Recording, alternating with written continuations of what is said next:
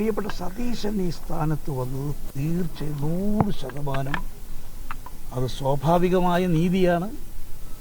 അദ്ദേഹമാണ് പാർട്ടിയെ തെരഞ്ഞെടുപ്പിലേക്ക് പ്രതിപക്ഷ നേതാവ് UDF ചെയർമാൻ എന്ന രീതിയിൽ നയിച്ചത്.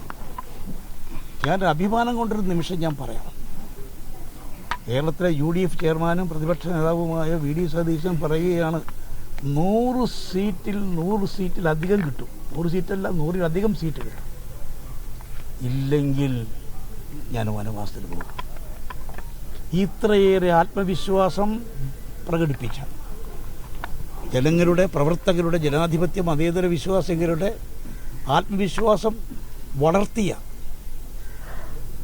അണികൾക്ക് ആത്മവിശ്വാസം കൂടുതൽ പകർന്നു കൊടുത്ത ആ ഒരു തീരുമാനം സതീശനെ കുറിച്ച് ശരിക്കും പറഞ്ഞാൽ ഒരു കോൺഗ്രസ് പ്രവർത്തകൻ, എൻ്റെ ഒരു സഹപ്രവർത്തകൻ, എൻ്റെ ഒരു അനുജൻ എന്നുള്ള നിലയിൽ എനിക്ക് വളരെ അഭിമാനം തോന്നിയ ഒരു നിമിഷമാണ്. അദ്ദേഹത്തിൻ്റെ ഓരോ തീരുമാനം പറഞ്ഞാൽ അതുപോലെ വർഗീയ കക്ഷികളുമായി സന്ധിയില്ല എന്നുള്ള തീരുമാനം, ഞാൻ ആരെയും പേരെടുത്ത് പറയാൻ ആഗ്രഹിക്കുന്നില്ല, അത് ശരിയുമല്ലല്ലോ. പക്ഷെ ഒരു കാര്യം പറയട്ടെ, കാലാകാലങ്ങളിൽ അധികാരത്തിൽ വരുന്നവർക്ക് അവരെ പ്രീണിപ്പിച്ച് മുന്നോട്ട് പോയി തൻകാര്യം നേടുന്ന പല സാമുദായിക പ്രമാണിമാരുണ്ടല്ലോ.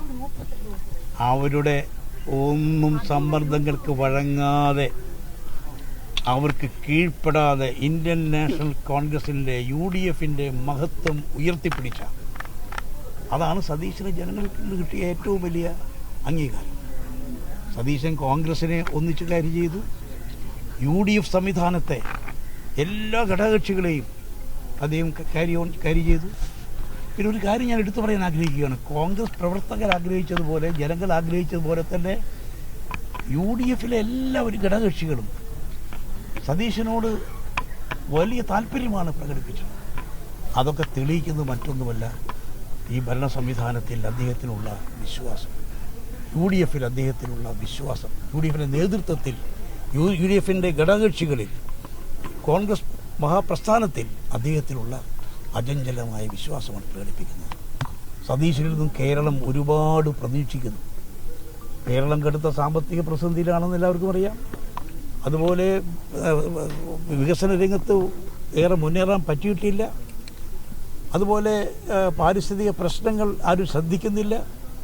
ജനങ്ങളുടെ അവകാശങ്ങൾ പലപ്പോഴും ഹനിക്കപ്പെടുന്നു.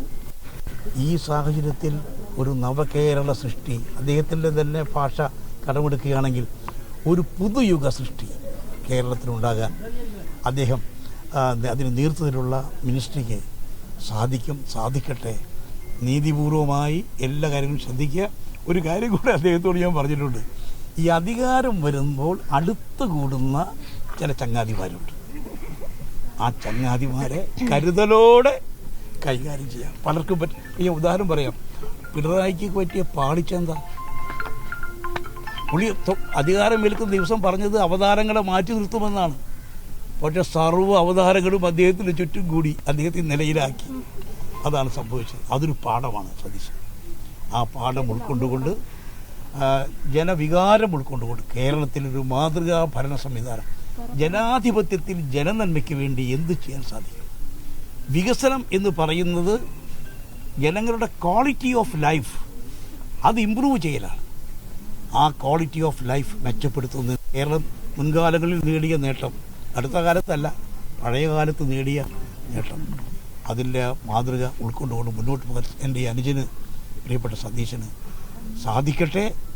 നാടിനും ജനങ്ങൾക്കും ഒരു പുതിയ ചരിത്രം, ഒരു പുതിയ യുഗം സമ്മാനിക്കാൻ അദ്ദേഹത്തിന് സാധിക്കട്ടെ. ഞാൻ വിളിച്ചോളാം.